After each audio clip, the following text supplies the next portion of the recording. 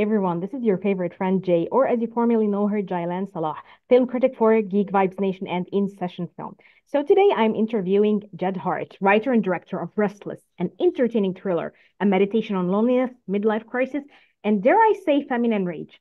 Jed, it's so happy to talk to you today. Nice to speak to you too. Okay, so how did you come up with this idea? Because I really loved it. I want to know the process behind it. So really, it was pretty much born out of my own kind of experiences with dealing with nightmare neighbors. You know, I live in a flat and not very well insulated flat. So the people above me kind of determine when and for how long I can sleep, pretty much. So when we have not so gracious neighbors in there, it can be pretty damn trying. So yeah, the idea kind of literally grew out of one of those nights when you're lying awake at 4 a.m. with music pounding above your head, kind This of is contemplating what you do to make it stop. Um, the wow. idea really This is kind of grew out of probably that. Oh gosh, this is probably why some of the scenes felt really genuine because then you had the character Nikki.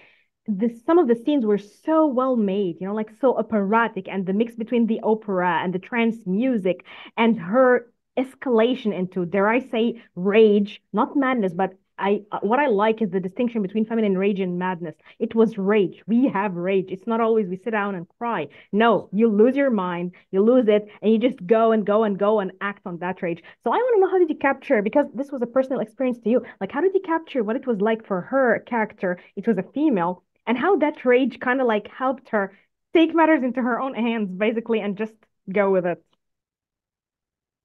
Well, I didn't.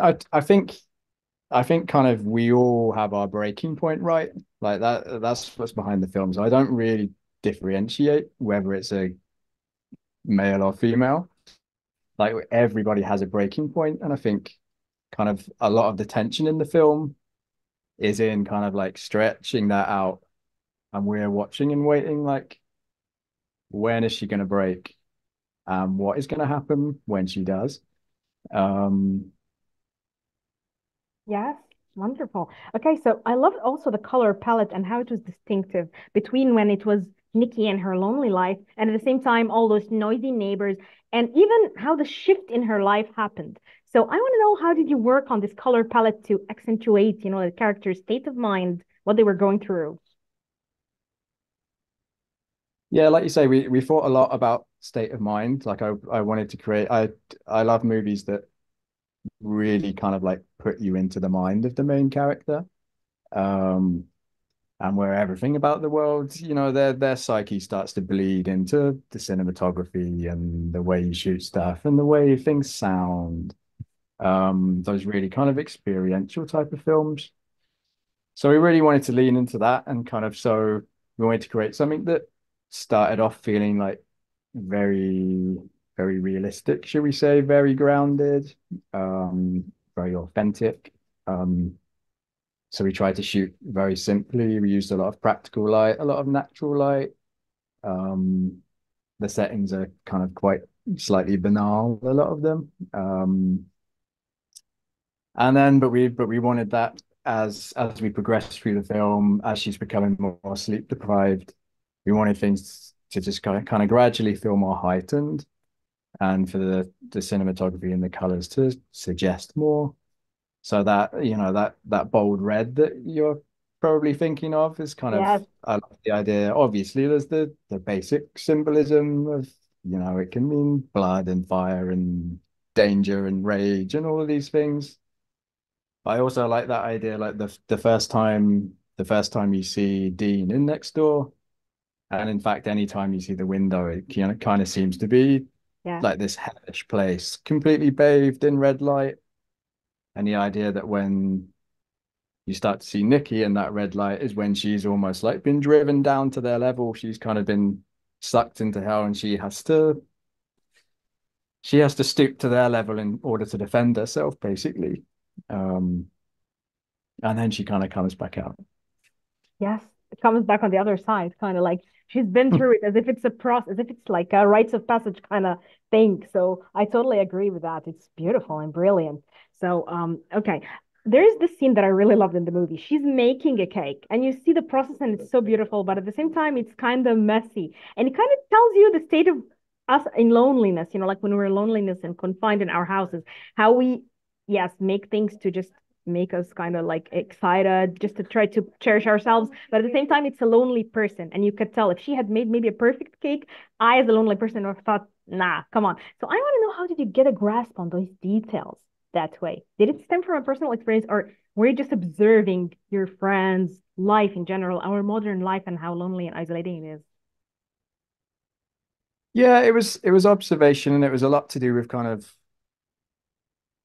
with routine, really, kind of like with the idea is she's had quite a lot of other things happen in her life. So she's recently kind of lost her parents. She used to live with her son, who's now gone off to university. So she's in this kind of newfound sort of empty nester state where suddenly she is lonely, and she's coping with it in that very traditional manner that any self-help book will tell you to do, which is to have routine.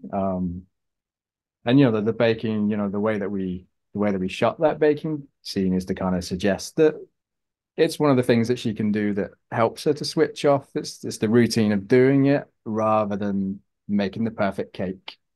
I mean, there's no one really there to share it with anyway, so it's not about kind of showing off baking skills. It's about that kind of like that moment of release that you can get from any kind of hobbies, cinema being one of them. Okay, so I want to ask you, which scene did you feel while shooting it like, wow, this is perfection? I felt something when I'm making this scene. And which one was the most difficult to make? I don't know about perfection. I think probably on a technical level, the sort of breakdown scene, you'll probably know what I know by that. Um, the long take, that was probably the scene from a technicals perspective where I thought, wow, we actually pulled that off. Um, but there are other moments. There's a different like my favorite moment in the film is actually like a tiny little moment that you may not even remember. It's when she's sat in the car eating chips and she doesn't want to go home and it's raining and she's just staring out to sea and there's Chopin on the radio. That's my favorite moment in the film because that's like it's just pure cinema and the Yeah. most British scene in history, eating chips in a car in the rain. Um, what was the other question? The most difficult. Yes. Most difficult. Um, I think that was probably the scene in the woods. Oh. That, because that was a big scene. We actually shot that on the last day of the shoot. We Hmm. had to shoot overnight until basically till the sun came up. Um, it was spring, but you'll be surprised to know it's still pretty cold and miserable in the spring in the UK. Oh. So yeah, that was a tough one. And there was a lot of setups, and everyone was tired, and there was a lot to do, and a lot of Okay, so how don't do want to you give away anything for people who haven't seen the film, I but know, I can't. I'm zipping my mouth, although I want to talk about the scene a lot because I kind of loved it. And I love the escalation to it too. But because it's a very interesting scene and I love the interaction between the actors, how did you as a director ensure that this is a safe environment for the vulnerability, you know what I mean? And for them to just give their best, but at the same time, feeling like they could be completely vulnerable, especially, like one actor over the other, because it always surprises me when these interactions happen on screen. I'm like, how is it like behind screen? How is the interactions between the cast and the people and the director? well, I think most of that to get it is just in the casting. You just cast the right people and you find the right dynamic. I mean, I think it's a sort of a surprising dynamic between those two, but I think it works in a kind of in a fun way, in a darkly humorous way. I think he doesn't react in the way that you expect him to react, and she's not doing what you expect her to do either. Um, so I think it, yeah, I think it was a success in that manner. But yeah, it's mainly down to the casting. Definitely, definitely. And this is, I think, where the magic happens, where you get the unexpected sometimes. Because this scene kind of like defied my expectations, and I was along with it, just waiting to see what happens. So the whole movie for me was a surprise, and it was such a sleeper surprise. Like it takes a very slow turn, and then things get heated, and you're along for the ride. So, Jed, thank you very much. It was just so much fun coming and getting inside your brain and knowing how you thought and your thought process and stuff like that, and knowing more about the film. Thank you. Thank you for talking to me. Oh, thank you so much. Lovely to speak to you. Lovely. Bye bye. Bye bye.